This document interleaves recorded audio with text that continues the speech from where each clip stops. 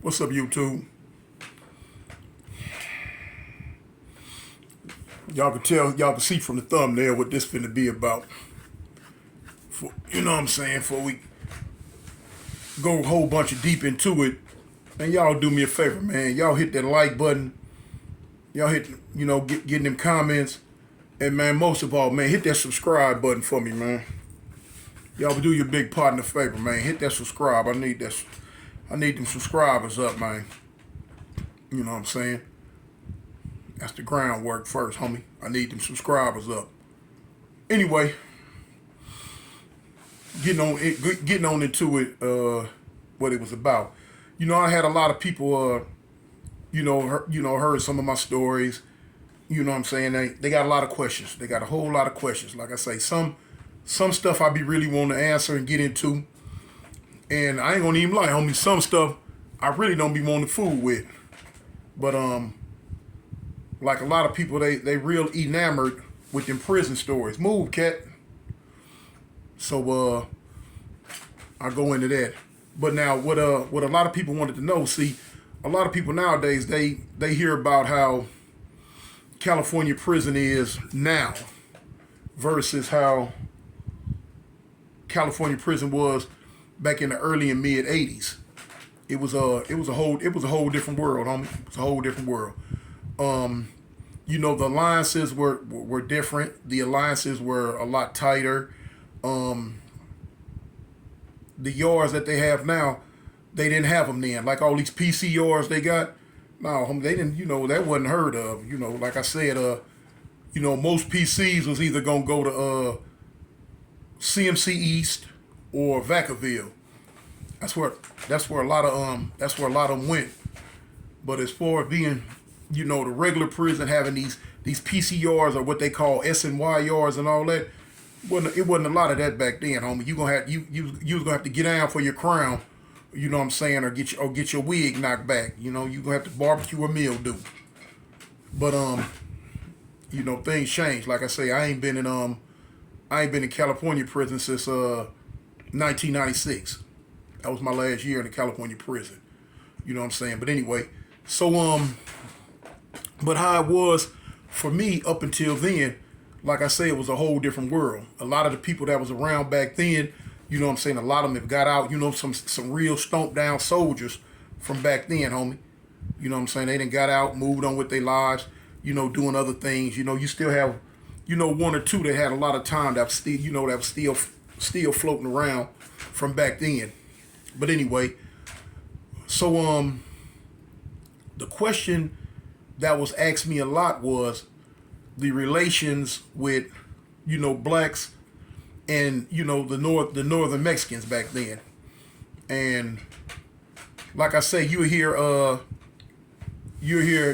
couple of the YouTube guys that's from up that way, when they speak on, blacks and northern Mexicans, they'll say like a loose alliance. Well, like, I've said before, you've heard me say before, the alliance when I was in prison, it wasn't loose. It was pretty tight. You know what I'm saying? We rocked with the 14, homie. We did our thug thistle with the northern car. You know what I'm saying? I even go as far back as before the bulldogs, you know what I'm saying, left out the northern car when they was just east side F-14s. You know what I'm saying? I had a lot of partners that I was down with from back in the day from Fresno. They weren't saying bulldogs then. They were just, it was just F-14.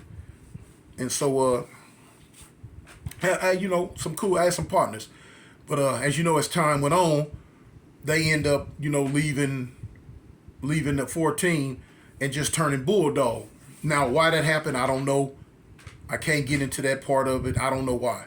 You know what I'm saying? Like I say, but I was in the system when they turned, and so when they became enemies with the rest of the 14s, with the rest of the northern, the northern car, they pretty much somewhat had became enemies with, with some of the black groups. Not so much as no on site, get them when you see them, or that type of get out. No, we weren't that deep into their politics like that, And so, but it just didn't happen. Every now and then, like I said, if certain situations, man, everything is different. Everything is different. It depends on what prison you in. It depends on, what I'm saying, who's the individual you rocking with at that time, or how close you are, or whatever. You know what I'm saying? Circumstances, it'll throw you in a loop. For instance, circumstances that threw me in a loop one time was I had went back to Corcoran shoe in 90, if I'm not mistaken. I went back to Corcoran shoe in 93.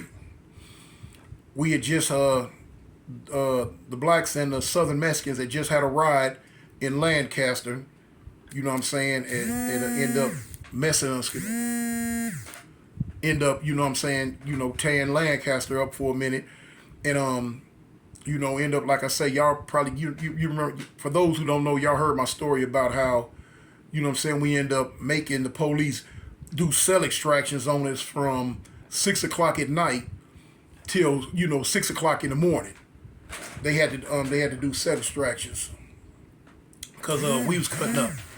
Anyway, when they did the cell extractions, a lot of the homies, they shipped a lot of people right then and there.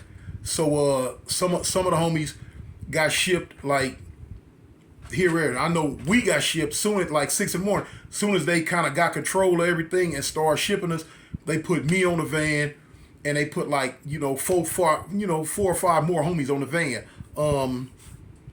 If I can remember, it was I think it was all blacks that was on our van, or were Mexicans on our van.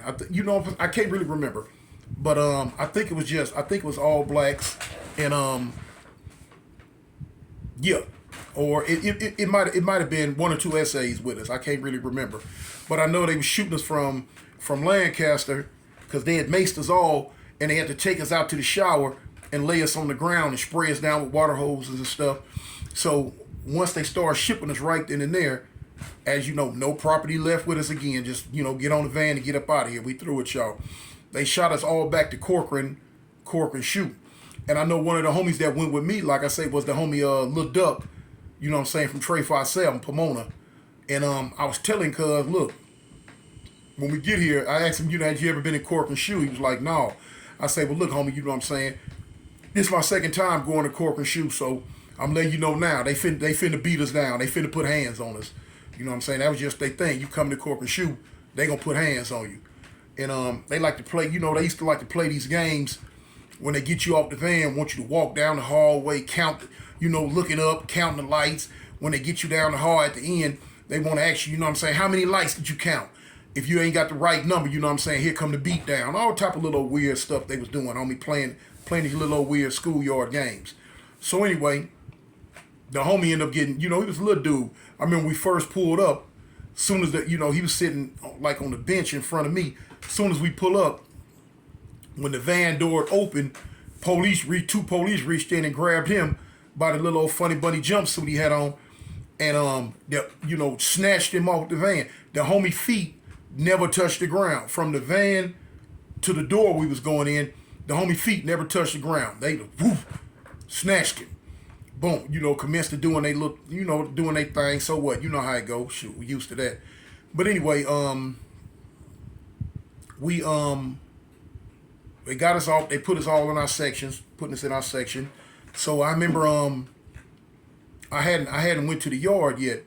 So I remember 2 days later, a police told me, from the gunner thing, he like, man, I'm gonna shoot you, I'm gonna kill you, I'm gonna get you.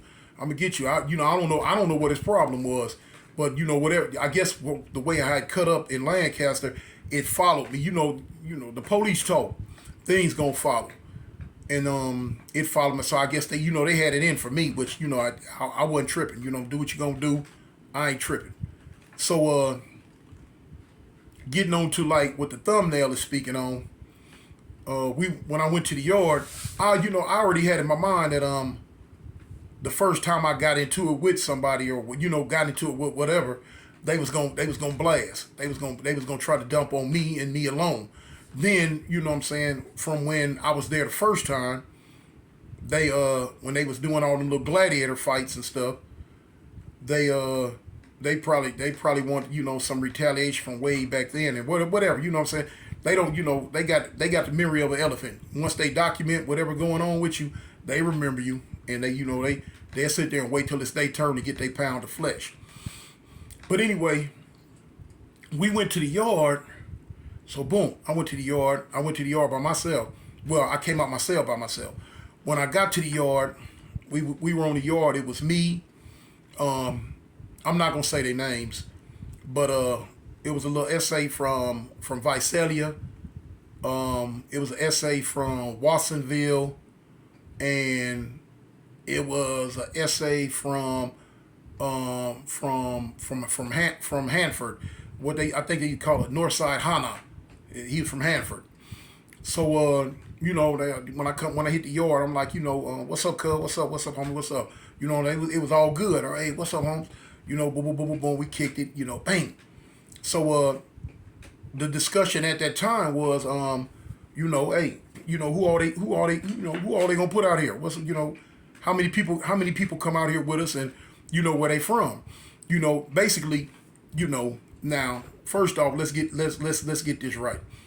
The way that my mind was then is not how my mind is now. You know what I'm saying? We talking about what, 30 years ago. So I'm just giving you the story of, you know, how life was in prison back then at this time. So, you know, it is what it is. But anyway, so we were discussing what, if they were gonna put, you know, if any Southerners were gonna come to the yard, you know, Southern as in, you know, Southern Mexicans, if they come to the yard, if they put one of them on the yard with us, or if they put any bulldogs, you know what I'm saying, Fresno Bulldogs on the yard with us, you know what I'm saying. So boom, didn't you know? So I'm like, whatever, okay, you know, we knew what the business was, you know what I'm saying, however it gonna go.